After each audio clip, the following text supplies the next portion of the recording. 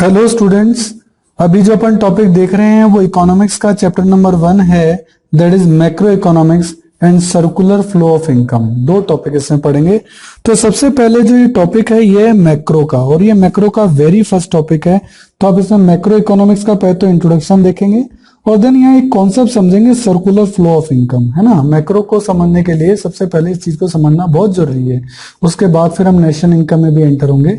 तो सबसे पहले तो मैक्रो क्या है, तो देखो मैक्रो जो वर्ड बना है वो एक ग्रीक वर्ड मैक्रोस से बना है। इसका मतलब होता था लार्ज, लार्ज का मतलब बड़ा। सही है। कई लोग कंफ्यूज हो जाते हैं इस चीज में कि सर माइक्रो और मैक्रो में क्या फर्क है, तो इसका एक डिफरेंस है, वो भी अपन देखेंगे। सबसे बड़ी बात तो यही है कि हाँ भाई मैक्रो का मतलब है बड़ा। तो जब आप लार्ज लेवल पे इकोनॉमी एज ए होल की स्टडी कर रहे होते हैं तो फिर इसको मैक्रो इकोनॉमिक्स बोलते हैं। It is a study of aggregate, aggregate यानी सबका टोटल, सबको टोटल कर दें, ये आपका एग्रीगेट कहलाता है। जैसे देश की पूरी नेशनल इनकम देखना, देश के टोटल एम्प्लॉयमेंट लेवल को देखना, पूरी कंट्री के एग्रीगेट एक्सपेंडिचर को देखना, कंट्री के एग्रीगेट सेविंग को देखना, यानी कंट्री लेवल की बातें हो रही है, बहुत बड़े लेवल पे बात हो रही है, लार्ज लेवल पे बात हो रही है, इसीलिए इसको मैक्रो इकोनॉमिक्स कहा गया है। टोटल देश का इन्वेस्टमेंट देखना, जनरल प्राइस लेवल देखना, ये सब जो है ये आपकी एग्रीगेट इकोनॉमिक्स है एक तरीके से, इसीलिए इसको क्या बोला जाता है, मैक्रो इकोनॉमिक। तो इसमें किस किस चीजों को, इकोनॉमिक वेरिएबल कौन कौन से इसमें स्टडी की जाते हैं वो वापस से नाम है, aggregate consumption, aggregate investment, aggregate demand, aggregate supply, domestic income, general price level. ये सभी इकोनॉमिक वेरिएबल्स को इसके अंदर आप मैक्रो के अंदर जो है वो स्टडी करते हैं। सही है। तो सब्जेक्ट मैटर वही सब चीजें कि अभी थ्योरी ऑफ एम्प्लॉयमेंट पढ़ना है, नेशनल इनकम पढ़ना है, जनरल प्राइसिंग, देश में जनरल प्राइस लेवल क्या चल रहा है वो देखना है, थ्योरी ऑफ मनी, आरबीआई और बैंकिंग सिस्टम जो भी है वो पूरा आप इसमें देखेंगे। इसके अलावा इंटरनेशनल ट्रेड, ये भी बड़े लेवल की चीज हो गई। पूरे देश में इंटरनेशनल ट्रेड, पूरे वर्ल्ड में इंटरनेशनल ट्रेड कैसे होता है, कैसे बैलेंस ऑफ पेमेंट वगैरह सब समझे जाते हैं, सब चीजें इसमें आप देखेंगे। सही है। तो इस तरीके से आपकी इंपॉर्टेंस ऑफ नेशनल इनकम पे हम पहुंचेंगे।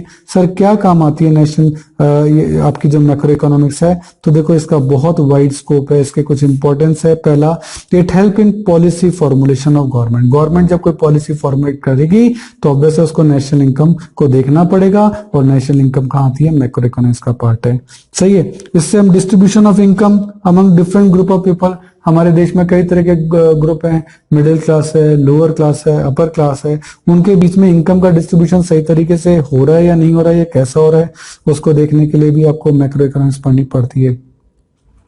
इसके अलावा इसमें अपन वो जो मॉनेटरी प्रॉब्लम्स हैं जो कि इकोनॉमी को इफेक्ट कर रही हैं उनको भी अपन देखते हैं कि हाँ भाई बैंक वगैरह या आरबीआई वगैरह किस तरीके से उन चीजों को जो है वो कंट्रोल करे। सही है। अब यहाँ आकर अपन को ये समझना जरूरी होता है कि सर इतना तो पढ़ लिया, पर अब हमें पता लगे कि माइक्रो इकोनॉमिक्स और मैक्रो इकोनॉमिक्स के बीच में क्या डिफरेंस है। ये क्वेश्चन एग्जाम में फ्रीक्वेंटली आता रहता है, तो काफी सारी चीजें हैं। तो पहली बात तो माइक्रो, माइक्रो में हुआ है आई, है ना, देख रहे हैं आप आई, आई का मतलब होता है इंडिविजुअल, और मैक्रो में होता है ए का मतलब होता है एग्रीगेट, एग्रीगेट यानी टोटल, और आई का मतलब इंडिविजुअल यानी एक। तो ये स्टडी ऑफ इंडिविजुअल है जबकि ये स्टडी ऑफ एग्रीगेट है। तो ये तो आई और ए से ही आपका क्लियर हो जाता है। ये आपका मार्केट डिमांड और मार्केट सप्लाई को कवर करता है, लेकिन ये केवल मार्केट की बात कर रहे हैं, ये तो पूरे देश की डिमांड यानी एग्रीगेट डिमांड और एग्रीगेट सप्लाई को कवर करता है मैक्रो इकोनॉमिक्स। सही है। इसके अलावा इसको प्राइस एंड आउटपुट थ्योरी कहते हैं, इसको इनकम एंड एम्प्लॉयमेंट थ्योरी कहते हैं। सही। ऑब्जेक्टिव भी है, it aims to determine price of a commodity, और ये इनकम एंड एम्प्लॉयमेंट लेवल की बातें कर रहा है, ये इंडिविजुअल प्राइस की बातें नहीं करता।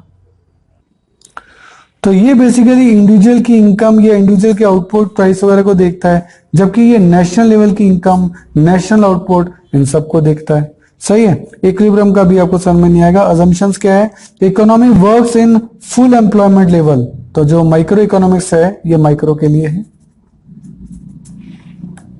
ये मैक्रो के लिए। माइक्रो ये मान के चलती है कि इकोनॉमी जो है वो हमेशा फुल एम्प्लॉयमेंट लेवल पे काम करती है, while study micro economics macro variable remain constant. कह रहे जब आप माइक्रो पढ़ रहे हो ना तो मान के चलो मैक्रो में कोई चेंज नहीं हो रहा। अदरवाइज क्योंकि देखो माइक्रो कहता है नेशनल इनकम लेवल पे कोई चेंज नहीं होना चाहिए, पर अगर इनकम में चेंज हो गया तो फिर डिमांड का असम्पशन कैसे चलेगा। सही है। तो ये अभी याद ही कर लो, बाकी तो अपन आगे देखेंगे कि जब माइक्रो आप की स्टडी कर रहे हैं तो अब ये मान के चलते हैं मैक्रो चेंज नहीं होता, और जब आप मैक्रो की स्टडी कर रहे हैं तो अब ये मान के चलते हैं कि जो माइक्रो है वो आपका कांस्टेंट है, यानी माइक्रो के अंदर मैक्रो कांस्टेंट है और मैक्रो के अंदर माइक्रो कांस्टेंट है, ये अपन को ध्यान रखना है ना। इसके अंदर आपका गवर्नमेंट का जो रोल है वो रिक्वायर नहीं है, जबकि ये तो होता ही गवर्नमेंट के लिए, तो government should manage economic activity for effective interference, तो जो गवर्नमेंट है उसका इंटरफेरेंस इसके अंदर मैक्रो के अंदर रहता है। सही है, तो ये डिफरेंस मैंने तो 8 दिए हैं, आपको 3 या 4 जो है अच्छे से याद कर लीजिएगा, आपका काम हो जाए। अब बेसिकली इस चैप्टर में आप पढ़ेंगे गुड्स का टाइप, जो कि यहां से आपका मूवमेंट चालू होगा टॉपिक के अंदर। सबसे पहले type of goods produced in the economy, कौन कौन से गुड्स हैं? Goods produced in economy are normally categorized as final goods, intermediate goods, consumer goods and capital goods. सही है, तो देखो इकोनॉमिक गुड्स जिनके लिए पैसा हमको खर्च करना है, एक तो होते हैं कंज्यूमर गुड्स और एक होते हैं प्रोड्यूसर गुड्स। सही है, अब इसके अंदर भी अगर अपन देखें तो कंज्यूमर में भी durable, semi durable, perishable, services, इसमें इंटरमीडिएट भी होते हैं, फाइनल गुड्स भी होती हैं। तो पहले इनकी डेफिनेशन अपन समझे तो फिर ये चार्ट अपन को समझ में आएगा। सबसे पहले हम ले रहे हैं फाइनल गुड्स को, ये रहा फाइनल गुड्स, है ना, ये फाइनल गुड्स है। तो the goods which are cross the boundary line of production, जो ये प्रोडक्शन की बाउंड्री है इसको पार करके बाहर आ गए, यहां इनकी मैन्युफैक्चरिंग हो रही थी, अब ये फाइनल बन गए हैं, यानी ये प्रोडक्शन की जो बाउंड्री है उसको पार कर चुके हैं, ये उससे बाहर आ चुके हैं। And are ready for use करने के लिए रेडी हैं। अब आपको इसमें कुछ और नहीं जोड़ना है, किसके लिए? फाइनल यूजर के लिए, जो कंज्यूमर है। और प्रोड्यूसर आर कॉल्ड, इन्हीं को फाइनल गुड्स कहते हैं। फाइनल गुड्स के भी 2 क्लासिफिकेशन है, फाइनल कंज्यूमर गुड्स जो कंज्यूमर यूज करेगा, और फाइनल प्रोड्यूसर गुड्स जो प्रोड्यूसर यूज करेगा। फॉर एग्जांपल कंज्यूमर गुड्स, तो भाई जो ब्रेड है वो तो कंज्यूमर यूज करेगा उसका, तो कंज्यूम करेगा उसका, है ना। ईटेबल गुड्स नॉर्मली जितनी भी होती हैं वो फाइनल कंज्यूमर गुड्स कहलाती है।